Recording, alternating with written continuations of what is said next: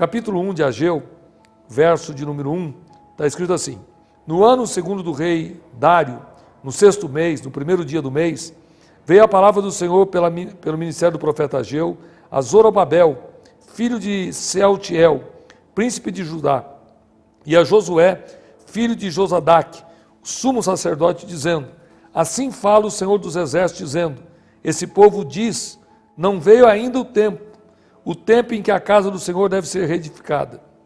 Veio, pois, a palavra do Senhor pelo ministério do profeta Ageu, dizendo: é para vós tempo de habitar nas vossas casas estucadas, e esta casa há de ficar deserta? Ora, pois assim diz o Senhor dos exércitos: aplicai os vossos corações ao vosso caminho, aos vossos caminhos, semeais muito e recolheis pouco, comeis, mas não vos fartais, bebeis, mas não vos saciais, vestivos, mas ninguém se aquece, e o que recebe salário num saco furado. Assim diz o Senhor dos exércitos: aplicai os vossos corações aos vossos caminhos. Eu quero ler também, para adiantar, o versículo 12. Então ouviu Zorobabel, filho de Sealtiel, e Josué, filho de Josadaque, sumo sacerdote, e todo o resto do povo, a voz do Senhor seu Deus, e as palavras do profeta Ageu, como o Senhor seu Deus o tinha enviado, e temeu o povo diante do Senhor. Então Ageu, o embaixador do Senhor, falou ao povo, conforme a mensagem do Senhor, dizendo: eu sou convosco, diz o Senhor. E o Senhor levantou o espírito de Zorobabel, filho de Sealtiel, príncipe de Judá, e o espírito de Josué, filho de Josadaque, sumo sacerdote, e o espírito do resto de todo o povo, e vieram e trabalharam na casa do Senhor dos exércitos, que seu Deus, ao 24º dia do 6º mês, do 2º ano de Dário, do rei Dário. Eu li rapidamente o capítulo de número 1, alguns versículos, até o versículo de número 15. E quem conhece Bíblia sabe que essa mensagem de Ageu vem pós-exílio. Depois de 70 anos, Dário concede-lhes o direito de voltar a Jerusalém e, naturalmente, é uma nação se reconstituindo. Todos que saem de Babilônia são ex-escravos, mas agora com a oportunidade de recomeçar a vida, e, naturalmente, todos estão reconstruindo a sua estrutura, reconstruindo a sua história, e aí aparece Ageu. Dos 12 profetas menores, ele está entre os 3 que profetiza pós-exílio.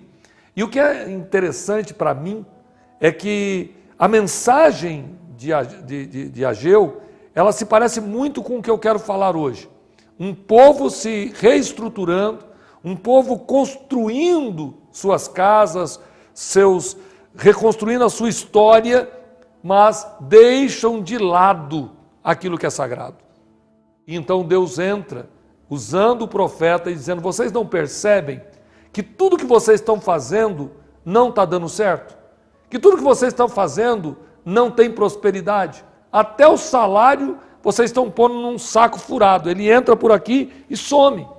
Por quê? Porque vocês estão cuidando das suas casas, das suas coisas, e estão deixando aquilo que é mais sagrado, o grande templo. Havia no povo um medo: eu não tenho condições, nós não temos estrutura.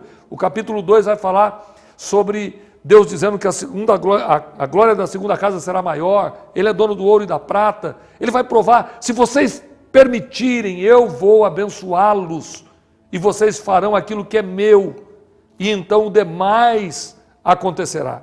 A partir do versículo de número 12, o povo teme a Deus ao ouvir a palavra profética, o povo sente que aquilo é realmente Deus falando, e eles tomam uma atitude de mudança. E então Deus começa a cooperar com eles. E vai acontecer a grande restauração de Jerusalém, a grande restauração daquilo que é o propósito de Deus na vida da nação de Israel. Mas eu não quero trabalhar ou falar sobre a nação de Israel.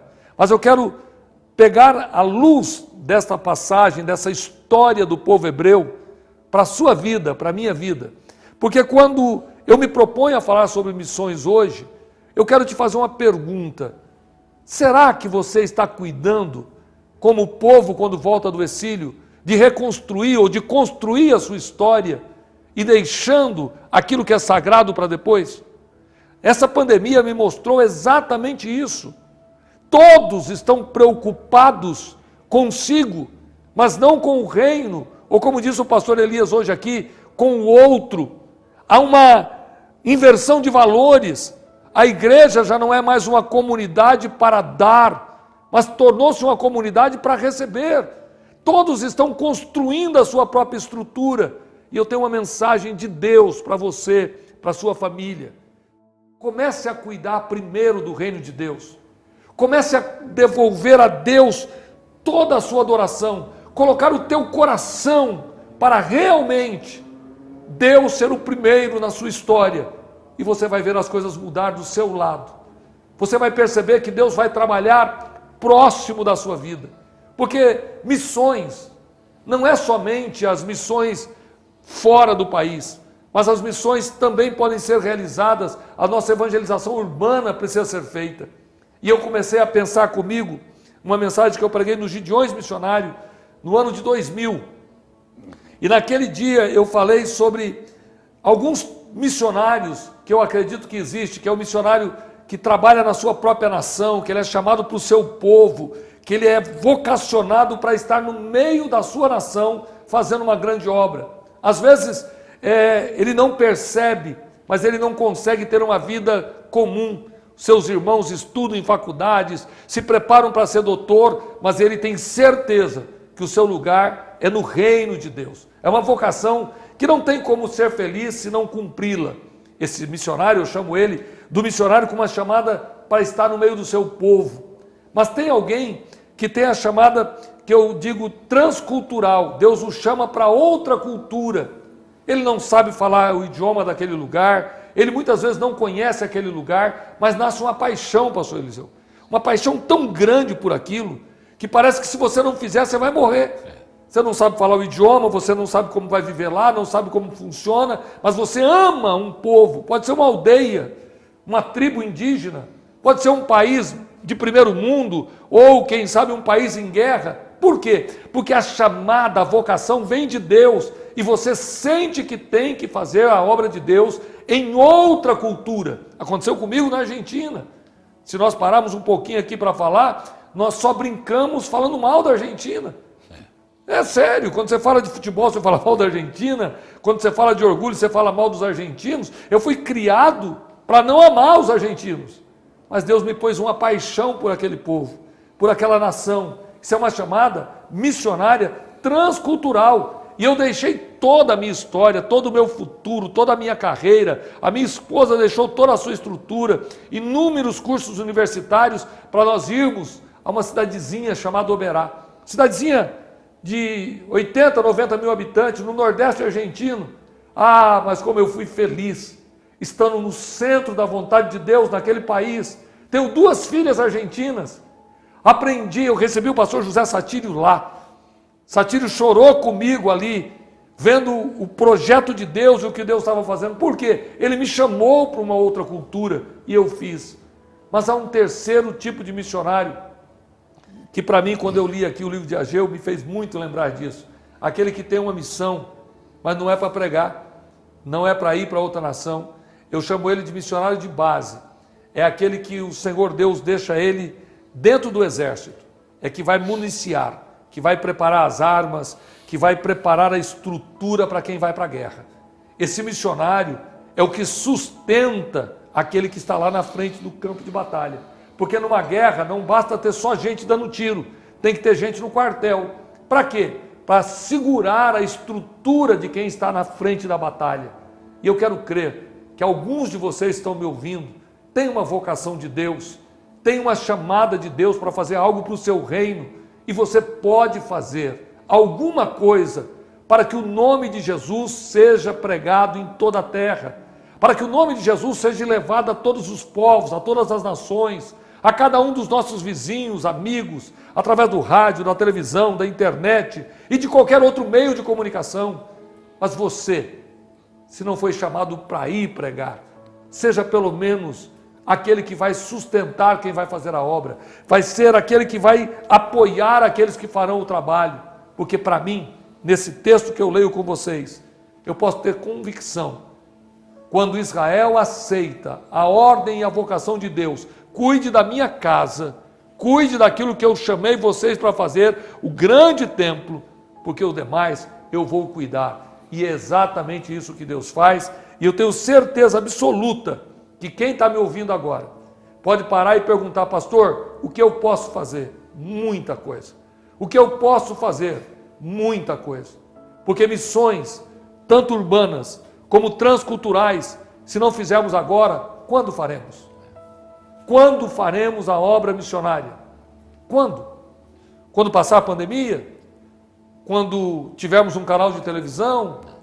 Quando nós vamos fazer as missões? Quando nossos filhos crescerem? Elias, Torralbo, eu virei vô. Parece uma brincadeira, mas eu te conheci tão jovem, eu tinha tantos sonhos. Hoje, quando eu pego a minha neta no colo, eu não acredito que o tempo passou tão rápido. Eu já estou pensando em aposentadoria, mas há dias atrás eu sonhava em fazer a obra missionária. O que eu quero dizer com esse meu testemunho? Que o tempo passa mais rápido do que você imagina. Se não fizermos agora, não dará mais tempo de fazer. Quantos estão perdendo a vida porque nós não estamos fazendo nada pelo reino de Deus, só estamos fazendo pelo nosso, só estamos fazendo para a nossa família. Mas você precisa olhar e ver que há muitos que ainda desejam conhecer melhor a Cristo, desejam conhecer a palavra, desejam entender o que é Deus, o que é os céus, o que é a perdição, o que é a vida eterna. Infelizmente, no nosso país, um país cristão, são milhões e milhões que ainda não conseguem separar o Velho do Novo Testamento, que ainda não conseguem entender que Jesus veio para salvar, para libertar e transformar. Em nome de Jesus Cristo, eu quero te pedir um favor. Tome uma decisão na sua vida. Eu vou fazer algo para o reino de Deus. E o Senhor Deus vai preparar meios e maneiras para que você possa trabalhar. No meu entender, tudo o que eu fizer, segundo aconteceu com o povo de Israel antes de reedificar o templo, não tinha estrutura, não tinha força. Parece que a chuva não vinha, as plantas não cresciam, o recurso não era suficiente, tudo estava difícil. Mas Deus disse: sou eu que não vou abençoá-los, porque vocês deixaram a minha casa para cuidar daquilo que é de vocês. Quer um conselho de um pastor? Toma como prioridade hoje, diz: o reino de Deus será o primeiro na minha vida. Eu farei o que for preciso pela causa do meu Deus. E a partir daí, você vai ver Deus trabalhar na tua família, trabalhar na sua vida, trabalhar para te abençoar, independente de você pedir, de você fazer voto, de você dar oferta. Simplesmente a bênção do Senhor estará sobre ti. Esse é o momento de fazermos a obra de Deus.